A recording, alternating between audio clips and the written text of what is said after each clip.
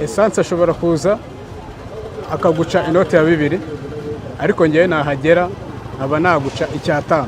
Mu gihugu hose moto yose itwara abagenzi igomba kuba ari iki iy'amashanyarazi. Bivuze ngo bamwe mufite moto za esanse muzigurishe muyoboke moto z'amashanyarazi, kuko buriya iyo ugendana na politike y'igihugu biranoroha gutera imbere, ariko iyo ushaka kurwanya gahunda nk'izi ngizi za leta ntacyo nakwizeza kubirebana no gutera imbere, kuko uhora ukatakatana urwana uhangana. Aho umunyamabanga wa leta muri minisiteri y'ibikorwa remezo wita Ambasaderi Jean de Dieu Uwihanganye yatangaje ko moto zikoresha essence cyangwa se mazutu zigiye guhagarikwa burundu kuba zakinjira mu Rwanda, abantu bakatangira kuyoboka izikoresha amashanyarazi kubera ariyo mahitamo yonyine bari buze kuba basigaranye. Uravuze ati none se nk'abantu twapatanye moto mutuvuganire ntihazagire izisohoka ariko izirimo zikore, murakoze. Undi nawe ati murazikumira iz'amashanyarazi zigera hose mu gihugu, sitasiyo z'umuriro mubanze muzikwize mu gihugu hose. Umushinga ni mwiza ariko mugomba gukundisha abaturage iz'umuriro bakabona aho bacagingira batiri zazo henshi. Leta yashyiraho gahunda ya only bus mu muhanda ukayirwanya, icyo nabo ubwo bakabaye ukibaza. Uyu munsi wa none rero hari abafite imodoka ku giti cyabo bavuga ko babungamiwe n'iyi gahunda ya leta, kubera ko irababungamira. Natwe dutanga imisoro, iyo mihanda ijya kubakwa natwe tuba twatanze imisoro, kugura essence hari imisoro dutangaho. Kubera iki tutakabaye dusangira uwo mubyigano kubera ubuto bw'imihanda yacu? Ibyo nibyo bibaza. Ariko nujya kureba urasanga mu by'ukuri iyi gahunda ya leta ni gahunda twavuga ngo iri gutanga umusaruro, kubera ko abagenzi abahisemo kuyoboka za bisi barimo baragera ku kazi kabo ku gihe. Uwahisemo kwinangira kuvuga ati reka ngene mu modoka yanjye narayiguze, harimo aragenda akagera yatinze. Urabona akazi nimba ugatangira mu masaa 3 cyangwa ubundi akazi ko mu Rwanda gatangira saa 3, kugira ngo ube wagezeyo ugomba kuba wazindutse nibura imodoka iyo mihanda ya bisi ukayacamo mbere ya saa 12, ukaza kongera kuyicamo mbere ya saa 12 za nimugoro cyangwa se nyuma yaho, nyuma ya saa 4.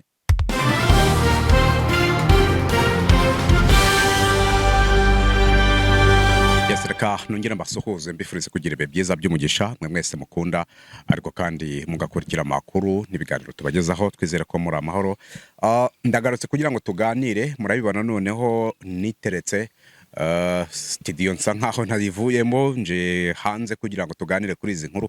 Tumaze iminsi mu Rwanda turi cyase umujyi wa Kigali warashyizeho gahunda z'imihanda ya only bus, ziswe only bus cyase imihanda ya bisi gusa, mu rwego rwo kugabanya umuvundo ugaragara cyane mu mihanda, ndetse no kugira ngo mu by'ukuri abari muri za bisi babashe kugera iyo bagiye kare kandi ku gihe. Ibi ngibi bisa nkaho byakuriye polemique mu bantu bafite imodoka ku giti cyabo, bavuga bati twebwe ko dutanga imisoro y'izi modoka, iyo mihanda yubakwa ko tubigiramo uruhare, kubera iki dukumirwa nk'uko nguko. Ibi biravugwa mu gihe ambutiyaje mu by'ukuri itaboroheye, kubera ko imihanda imwe n'imwe yahariwe za bisi zitwara abagenzi, ariko nabyo bifite amasaha. Ngira ngo abakeneye kugenda muri ayo masaha ni nabo bafite ikibazo, bavuga bati natwe dutanga imisoro, twakabaye nayo masaha natwe tukayagendamo, twese tukagabana icyo gihombo. Nimba ari ambutiyaje twese tukisanga muri ambutiyaje. Gusa ibyo ngibyo siko umujyi wa Kigali ubibona, kuko ahubwo yashyizeho uburyo bwo bushya bufasha abagenzi bwa only bus, imihanda ya bisi kuva saa 1 kugeza hari saa 3, kuva no mu masaha y'umugoroba yo gutaha kuva saa 12 kugeza mu masaha 3. So urumva ko ni gahunda yo korohereza iki abagenzi bagenda muri za bisi. Iyi gahunda yanatumye bamwe mu bafite imodoka zabo abenshi bahitamo kuyoboka iyi gahunda ya leta yo gukoresha bisi, imodoka zabo bakaziparika, bigendanye no kuba essence nayo ubwayo ibiciro byayo byarazamutse. Uyu munsi wa none benshi barimo barakoresha bisi, ariko batarabasha kubyumva neza, baracyafite icyo kibazo cyo kuvuga ngo natwe imisoro ko tuyitanga kubera iki tugiye kuganira rero birambuye kuri iyi nkuru, tubabwira uko ibintu byose byitwaye. Munyemerere twongere tuganire ku abamotari bo mu Rwanda, by'umwihariko abafite moto zikoresha essence. Mu minsi yashize nakoze inkuru nshingiye ku byari byatangajwe n'umunyamabanga muri Minisiteri y'Ibikorwa Remezo, avuga ati moto zikoresha essence zigiye gukumirwa ku isoko hano mu Rwanda. Hari ababyumvise nabi, bamwe bati ubwo se n'iziri mu muhanda nazo zirahita zirukanwa.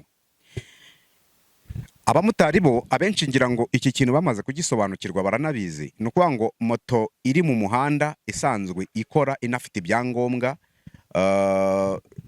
ubusanzwe irakomeza igakora. Murabizi ko no mu mujyi wa Kigali moto nshya ya essence guhabwa ibyangombwa bitagishoboka, kereka igiye gukorera hehe mu cyaro. Cyakora icyangombwa yahabwa ni promenade, wenda ukajya uyikoresha mu mirimo yawe bwite, ariko pana ibyangombwa bya taxi.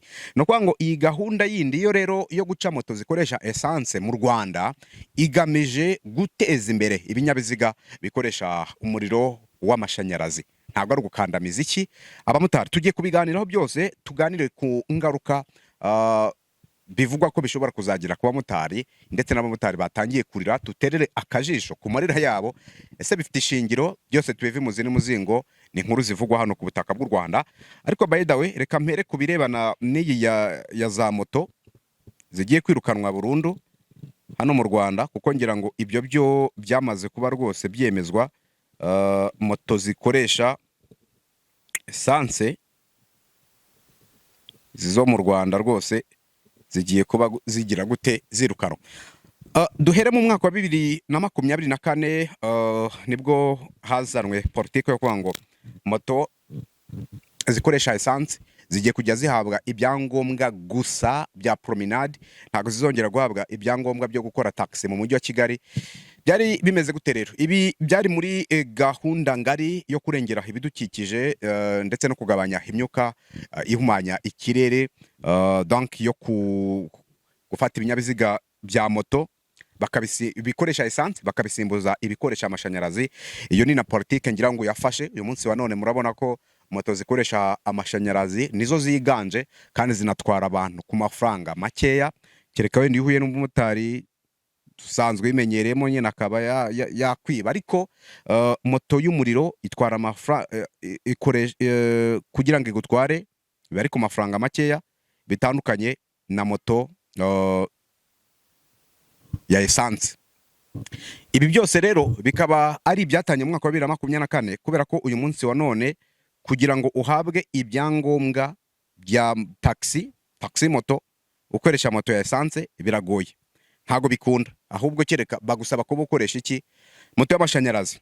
Hashize iminsi 4 bimenyekanye, kanshaka iyo nkuru neza nyibagezeho kugira ngo muze twongere tuyisubiremo mumenye ko byose byitwaye. Nayibonye ni iminsi 4 rwose ishize, aho umunyamabanga wa leta muri Minisiteri y'Ibikorwa Remezo wita Ambasaderi Jean de Dieu Uwihanganye yatangaje ko moto zikoresha essence cyangwa se mazutu zigiye guhagarikwa burundu kuba zakinjira mu Rwanda, abantu bakatangira kuyoboka izikoresha amashanyarazi, kubera ariyo mahitamo yonyine bari buze kuba basigaranye. Muri Mutarama mu mwaka wa 2025 nibwo hari hafashwe icyemezo cyo gutanga impushya kuri moto nshya zikora ubucuruzi bwa taxi moto, yego zikoresha essence mu mujyi wa Kigali. Reka ngasubiremo, muri Mutarama mu mwaka wa 2025 nibwo hafashwe icyemezo cyo kutongera gutanga impushya kuri moto nshya zikora ubucuruzi taxi moto zikoresha essence mu mujyi wa Kigali. Urumva ko hano batuye ngo ni muri Mutarama mu kwezi kwa mbere mu mwaka wa 2025, ariko nujya kureba ni mu mpera ahubwo z'umwaka wa 2024 moto ikoresha essence ntago yigeze yongera guhabwa icyangombwa cyo gukora taxi moto kereka wenda promenade. Ibi ngibi rero byagiye bigira ingaruka ku bamotari bashya bakinjira mu kazi, uretse ko ubwo nyine barihanganye, bamwe baba bashaka gukoresha moto za essence baravuga ati izi nizo zikomera, pièce de rechange zazo ziraboneka, Spiro hari hakirimo n'ibibazo bikomeye cyane, ati yica abantu, muribuka ko hakozwe ama anti campaign yo kurwanya moto ya Spiro ziragenda zibura abagenzi, ariko uyu munsi wa none ibyo byarakemutse, ngira ngo nizo ziri gutwara abantu ku mafaranga make, ni nazo zifite icyo nakwita ngo ni isoko rinini hano mu Rwanda, ziri kugurwa cyane ugereranyije n'izindi, cyane ko izikoresha essence nk'izi 75 ntago zikiri kubasha kugira gute kuza ku isoko. Ubu noneho bigiye guhagarikwa burundu, na nkeya mwabonaga n'izi zindi za Boxer ntago ziri buze kugaruka hano mu Rwanda, kereka izikoresha iki umuriro w'amashanyarazi. Hanyuma rero iki ni icyemezo cyafatiwe abashya bashaka kwinjira mu kimotari, bivuze ko umuntu mushya ugiye gukora ikimotari iyo agiye kuri rura gushaka ibyangombwa, asabwa ko moto ye igomba kuba ikoresha iki umuriro w'amashanyarazi. Icyitonderwa nuko ngo iyi gahunda ya leta yo gukumira izi moto za essence zo kwinjira ku isoko ry'u Rwanda ntago bisaba kuba wenda ngo uri mu mujyi wa Kigali ngo nibwo utazabona ibyo byangombwa. Oya, uyu munsi wa none ubu systeme byahindutse. Iyo ugiye kwaka icyangombwa ukoresha moto ya essence, aho waba uri hose mu gihugu, kugira ngo ugihabwe icyo gukora taxi moto, biragusaba kuba ufite moto y'umuriro w'amashanyarazi, cyangwa se ukagenda ukaka promenade. Ubwo nujya gutwara abagenzi waratse promenade, niba gufatura byumva bazagapakira. Iyo ni gahunda nshya. Ikindi, ambasaderi Uwihanganye yagaragaje ko icyo cyemezo kiri gutanga umusaruro, kandi ko mu gihe cya vuba iki cyemezo kigomba kuba cyamaze gufatwa ku rwego rw'igihugu, bose bakabimenyera, bakamenya ko ari uko nguko byitwaye. Mu magambo rero ati muzi ko leta yafashe icyemezo ko moto zitwara abantu zigomba kuba ari z'amashanyarazi, cyane cyane mu mujyi wa Kigali. Mu minsi ya vuba rero tugiye kwagura iyo ngamba ibe iyo mu gihugu hose.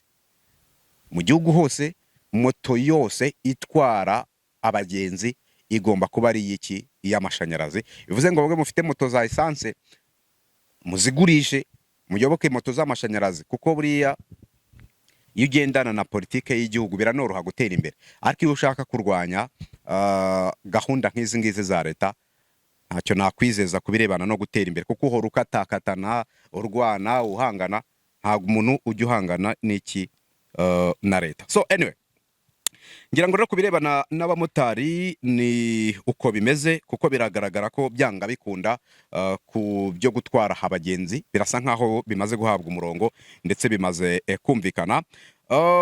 Minisitiri rero umunyamabanga wa leta Prito muri umunyamabanga wa leta yakomeje agira ati isoko rimaze gufata, hari abazana moto, hari kandi abakora ibyo gutanga umuriro. Ntabwo ushobora kuvuga ko ntabwo ushobora kuvuga ngo birera ngo de, ariko isoko rimaze gukura kugezaho uyu munsi wa none dushobora gushaka uko twakwagura, ariko n'ubundi mu by'ukuri birasa nkaho rimaze gukura. Imibare yerekana ko nibura mu mwaka wa 2025 mu Rwanda hagurishijwe moto zigera ku bihumbi 14,031 zigiye gutwara abagenzi cyangwa se zigiye kwinjira mu kazi ka taxi moto. Birumvikana ko zariyongereye, bikaba bingana n'izamuka riri ku kigero cya 28% ugereranyije n'umwaka wari wabanje. Umubare munini w'izi moto wacurujwe ni z'amashanyarazi, cyane cyane ko zimaze kwiyongera ku kigero cya 68% kuva zagera mu Rwanda, nk'uko urubuga moto cycle data rubigaragaza. Iyo hafashwe rero icyemezo cyo guhagarika kwandika moto zikoresha ibikomoka kuri petroli,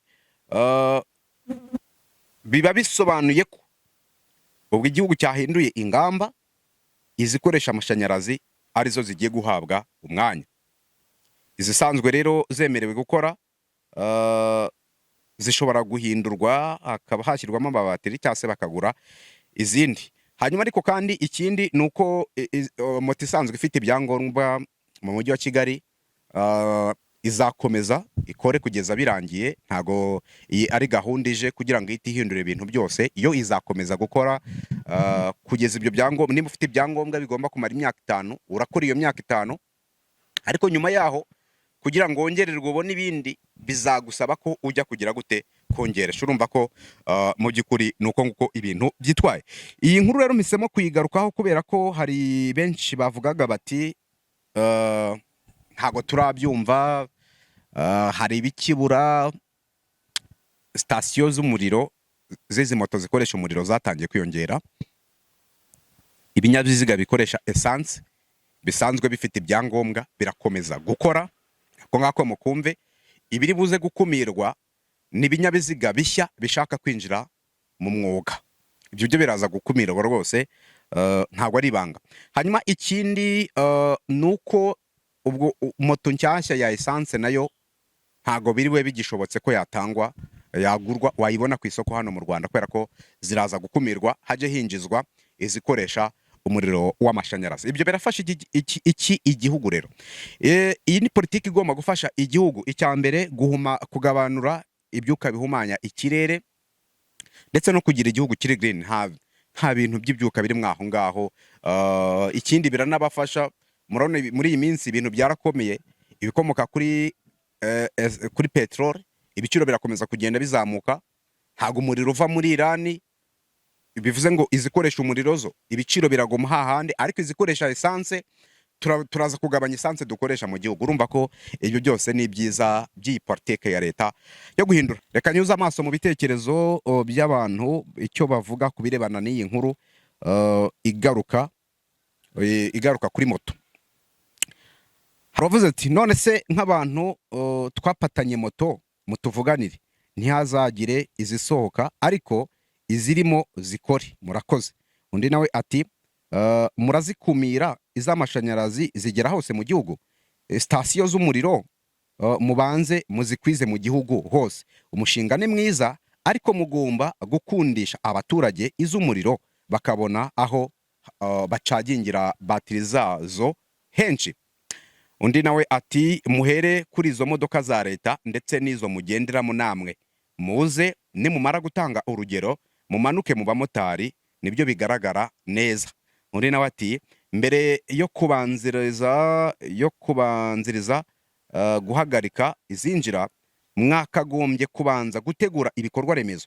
Ikindi ibibazo zifite bya feri zitameze neza ntibyigeze bikemurwa neza. No muri Kigali ibibazo bijyanye na batiri gusharija ntibirakemurwa neza, none ngo mu ntara. Undi nawe yagize ati aha nzaba ndora kanicecekereda. Undi nawe yagize ati baduhe na perime za automatique za moto nkuko bimeze ku modoka. Nawe ni igitekerezo cye.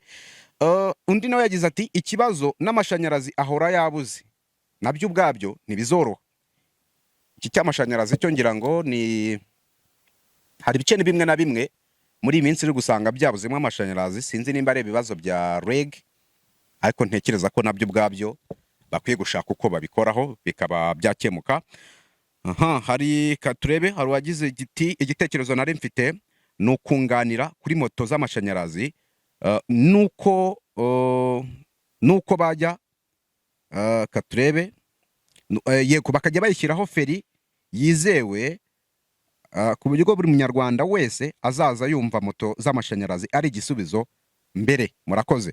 Undi nawe yagize ati yego nibyo kuri icyo cyemezo mwafashe ni cyiza cyane. Reka nsoreze kuri izi komenti ebyiri. Undi nawe yagize ati icyakora muzi guhinda, ubu uwayiguze ejo bundi agiye guhita abihomberamo bitewe n'impamvu zibaturutseho nawe zitamuturutseho. Abandi muri Afurika babyitwaramo gute? Kenya, Uganda, Congo, Tanzania n'u Burundi babyitwaramo gute? Uwayiguze ntekereza ko igisubizo hano wagihawe. Uwaguze moto usanzwe ayifite arakomeza gukora, niko umunyamabanga wa leta muri Minisiteri y'Ibikorwa Remezo yatangaje. Nsoreze kuri rero uvuga ati komera Rugeyo, ntabwo nge ndi umuvugizi ariko numva ko atari ngombwa ko dufatira urugero ku bindi bihugu. U Rwanda rufite ubudasa bwarwo. Ikindi kandi muri ibyo bihugu wavuze hari naho moto zitemewe gukora nko mu Burundi. Umuti niyo waba usharira urawunywa kugira ngo ukire. N'uyu yasubizaga comment nansomye ruguru kandebe uyu bahere kuri moto leta barahera kuri moto leta. Buriya polisi ifite ibimoto binini, buriya byangiza ikirere kurusha moto ntoya. Uretse ko atari byo, ntabwo essence yangiza ikirere. Bazifashisha abahanga mu bya petrol science. Ibya moto reka mbisoreza hangira ngo ibi ni ibitekerezo by'abantu, byo ni byinshi cyane byanditswe kuri iyi nkuru yanditswe ku gitangazamakuru Igihe.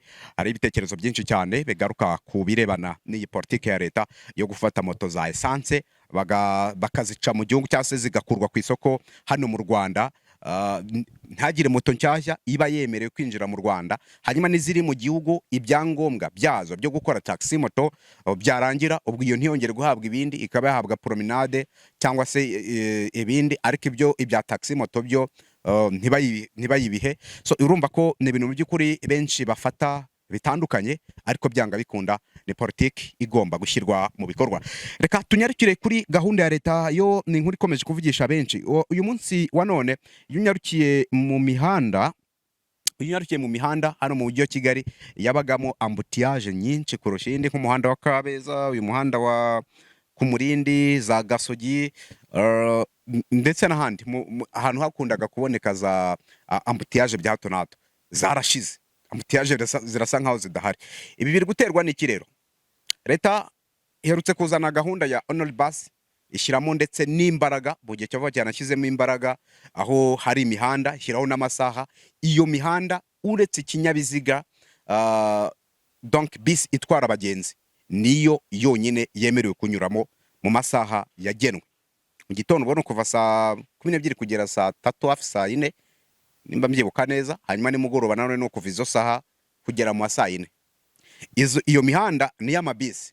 Hanyuma abafite imodoka ku giti cyabo, murabona ko nabo bagomba kubyiganira mu gice cy'umuhanda kindi gisigaye kitari ya bisi. Iyo ni politiki nziza ifasha aba bagenzi bagenda muri bisi batifite kugira aho bagiye kugiye, kuko izi bisi mubona leta ihora ishyiramo imbaraga, itwaye abantu, wenda dufata urugero, itwaye abantu 100, irashaka inzira yo gutambuka. Imbere yayo hari izindi modoka 50 cyangwa se 80, buri modoka irimo umuntu umwe.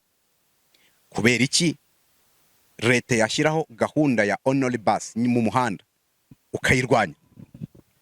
Icyo nabo ubwo bakabaye ukibaza. Uyu munsi wa none rero hari abafite imodoka ku giti cyabo bavuga ko babungamiwe n'iyi gahunda ya leta, kubera ko irababungamira. Natwe dutanga imisoro, iyo mihanda ijya kubakwa natwe tuba twatanze imisoro, kugura essence hari imisoro dutangaho.